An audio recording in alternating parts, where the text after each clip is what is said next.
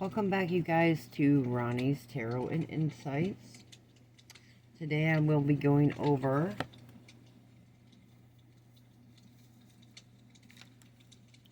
five beginner tips to reading tarot cards.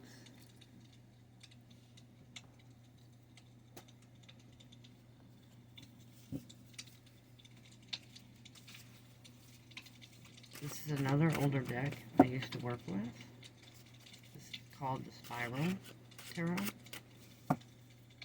Look how small they are. I managed to keep these in better condition. I didn't use them as often. These are also one of my favorites to work with now.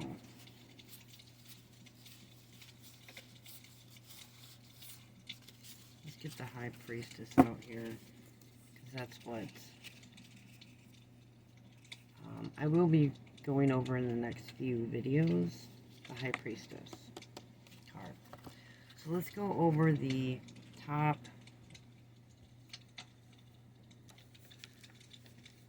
5 beginner tips to reading tarot. Now, everyone does it differently. Everyone learns differently. But this is just, I want to teach you guys how I learned. And basically, number one, choose a deck that appeals to you. Don't choose a deck that is hard to read. So, my friend gave me, when I was 17, I think, the Rider-Waite deck. Which some people think this is a good beginner's deck. For me, it's so-so. It didn't really appeal to me. So I worked with it for a couple years. And then I switched and found something that appealed to me and spoke to me. And that's what I would look out for. A deck that really speaks to you.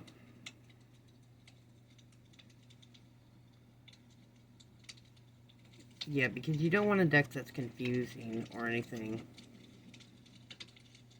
And number 2, read multiple books on the subject. Basically, to get different perspectives, it's okay to refer to the book meanings. In fact, the way I learned, excuse me, was basically reading many books.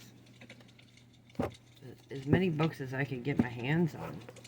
You know, as you can tell, this book's pretty old. I will be covering this book. This is an excellent book by Eileen Connolly. So this is, you know, great book to learn, to get going. I will be covering this. See the Kabbalah Tree of Life here. I don't know about that. I don't always agree with a lot of the publishers or the writers on tarot, but that's why I suggest reading as many books as you can, and then finding what works with your beliefs on it, on everything, you know. She has some great advice here. Let's see. Number 3, work with your deck as much as you can. In fact, sleep with your deck. I know it sounds weird, but when I first get decks, I put them under my pillow. They're wrapped up, of course, so they don't get damaged, or next to the bedside. And also, here's another thing that I used to do, is do a daily morning 1 card draw for your journal. Daily tarot log. You should have one. It helps you figure out the cards and what they are saying to you personally. So in the morning, if you have time, do a question, 1 card reading. What will today bring? Okay, let's just draw one and see. What will today bring? The Hermit. So, but and jot it down, or you can leave it out. I used to just leave it out and then go to work, come home, and take note of what you experienced that day and how it relates to the card. I'm telling you, it's the fastest way I learned tarot cards and how they relate to me personally. Very cool way to learn fast, I would say. One of the easiest ways also. And then you have your log, your nightly log. You go over what happened during the day and you relate it to the card. So that's my one of my major advices there. To have a tarot journal and tarot log. Also, don't be overwhelmed with how many cards you have to learn, because at first I was very overwhelmed. I mean, that's a lot of cards to learn when you start out. So I would take a very simple approach. Let's see, what do I have? Start small, start with one element. That's another thing I did, like such as water. Here we go. I was just going to say that. Such as, start with one element to learn at a time, such as water, which is emotions. All the cups represent water, emotions. Start with one element. Don't get overwhelmed with all the elements. Swords, fire, you know, the major arcana, all the minors, daily life cards, and then on top of it, you got your court cards, which is the kings, queens, knights, pages. So it can be very overwhelming, and the aces. So just start small and maybe learn one element at a time. And then number 5 is just practice and don't get discouraged. I practice on everybody throughout the years. I mean, my family gatherings, even at work, they let me in the break room do readings. And my manager said they wanted to set up a tent outside for me. It was just really fun. I'm telling you, just keep practicing, you'll get there. It took me many years to figure out the cards how they speak to me. But some people learn faster than others. Some people are on it, you know. But the daily log, the daily log is probably my favorite way to learn. Because you wake up in the morning, you ask, what is the day about? Or what will the day bring? You jot it down or you keep the card out. When you come home, you just take notes of what happened today and how it relates. And a lot of times, you'll start to see significance with your day and what the card was trying to portray to you. That's a good card for me. It's planting my seeds. I got a lot of work to do. Basically. Yeah. I'm waiting for my seeds to grow after I plant them. Which in a way, I am doing now. So yeah, there it is.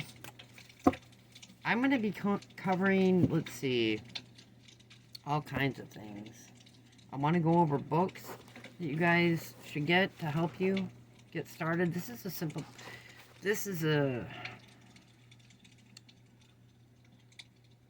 simple yet complex book.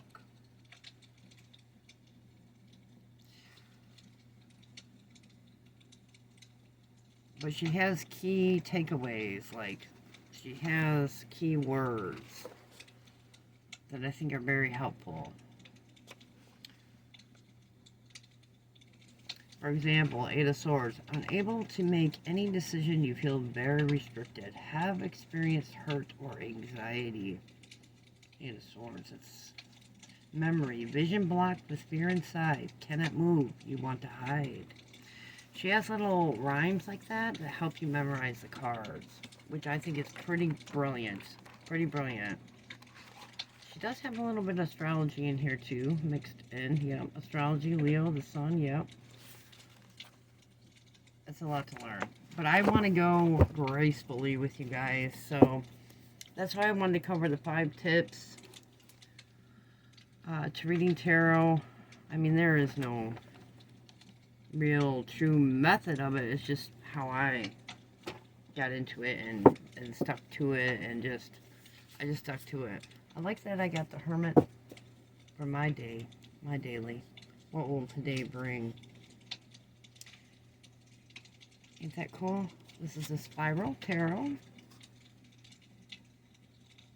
If you like it, I'll leave a link down below. The Hermit represents a light bringer in many ways. A teacher, a spiritual teacher. One that can see within themselves and the world around them. Very, very cool. I love it. But see, you can see the astrological sense they do bring to this deck as well. So that's pretty good.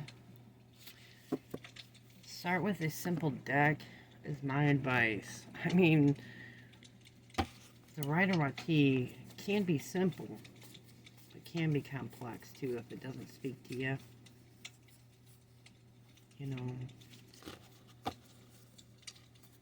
this one can be simple too.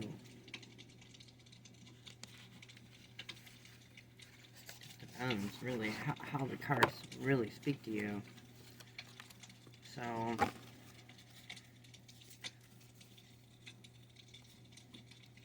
all these are reversed except for,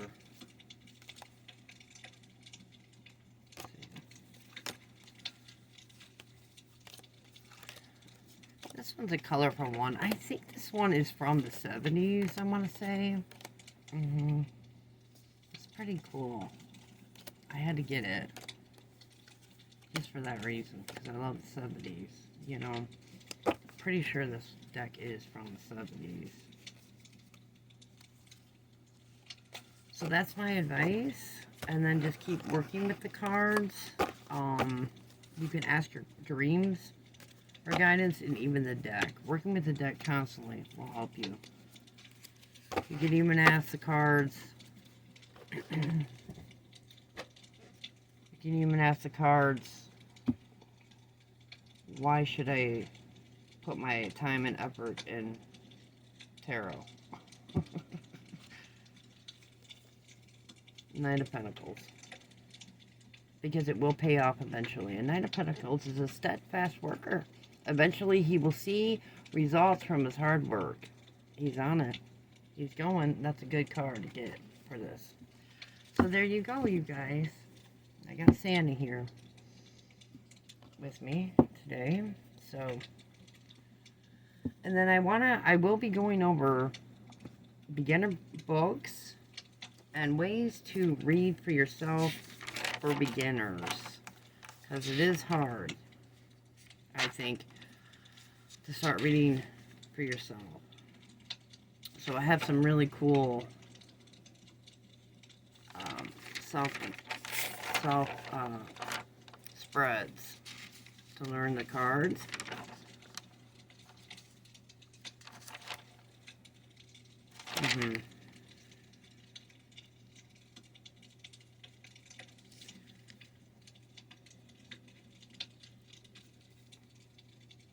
And my tarot teacher, you know, I did take a class on tarot. I don't know if I told you guys this, but I did. There were classes where I lived, actual courses on tarot. And my teacher, I mean, she went through things kind of fast, so it was confusing for me. But I ended up being a very good friend to her, or with her. So she taught me a lot. And I'll talk about that more as we go along, but I think this is a cool deck too. I also want to go over each and every deck, and I have a lot, so I'm going to be here for a while, but those are just my tips, you know, and to have of course, a quiet place to read, and or when everyone's at school or work, or when you can focus on things. The Chariot, the Priestess.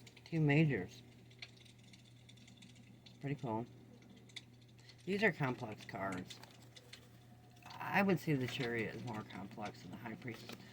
But I will get into all the cards. I'm going to try to go over them each. But I want to try to keep my videos shorter. You know, in case people get bored. Because I get it. Or I sound very boring. Like, you know, it can get boring, I guess, so. But those are my tips, you guys. And I hope you guys have a good day. I will be back.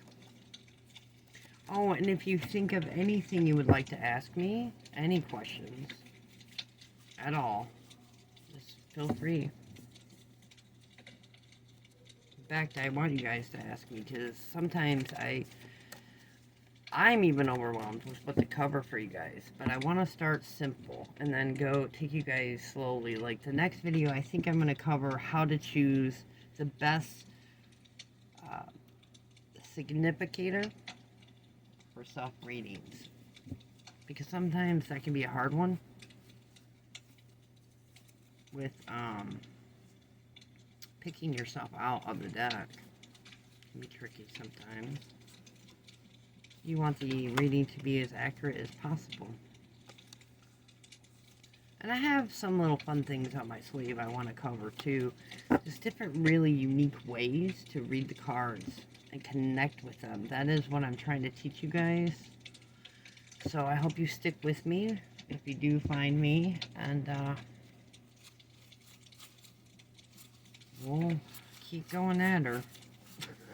Going at it. We will. We'll get there. These cards, look. I've had these for years and years, too. About 15, 20 years almost. Wow. I've been reading for almost 30 years. You believe that? I don't know where the time went. I really don't. Insanity. It really is. But, okay, guys. Just wanted to go over my tips for you guys and how I got started. That's not supposed to be in there.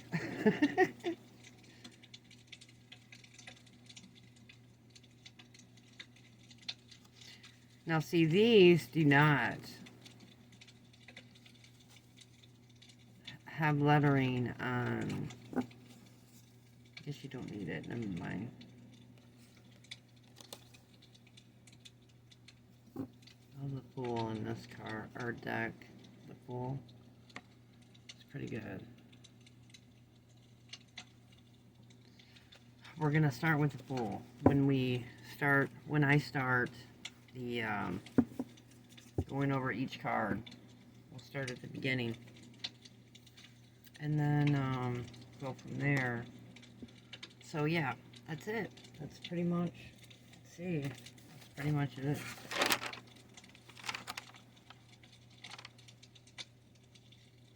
I think the next one I'll do the elements and how to choose your significator, because that's pretty important when you want to read for yourself, and this is how you learn the best.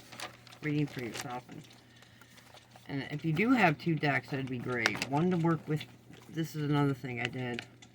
One to work with yourself, for yourself, and then the other to read and practice on others. But if you don't, it's fine. If you don't have 2 separate decks for that, that's fine. But do the daily logs. And let me know how that works for you. I'm telling you, it works. It works great. This is cool too. The strength. Taming the lion, the beast, right? Here I am waiting always. That's me. I'm waiting. Always waiting. Alright, you guys. I don't want the video to be too long, so I shall return and have a great day.